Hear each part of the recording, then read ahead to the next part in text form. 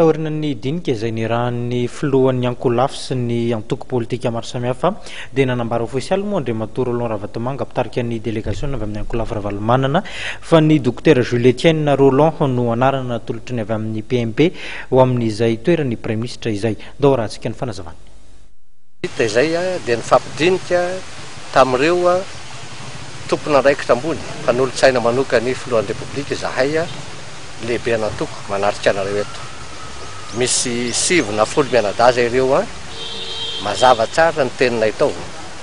Nisy dinidinika tsotra ny fanaovana tamin'ireo mpanolontsaina manoka ny filohan'ny Repoblika,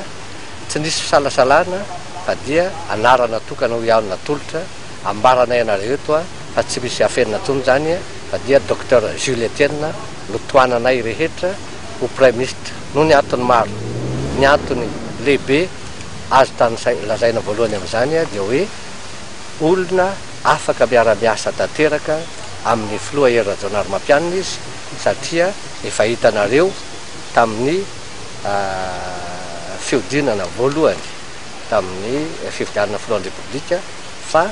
ny larana fahatelo izay an'ny docteur Jules Etienne no natolony ary ny fanarany tamin'ny filoha Hery Rajaonarimampianina. Rehefa nandresy ny filoha Hery Rajaonarimampianina dia nifampidinika izay atoko samihafa na misy azy nisy ny tsy fitovia-kevitra teo aloha amin'izao fotoana dia efa firaisan-kina tanteraka no asehonay amin'izao fiarahanay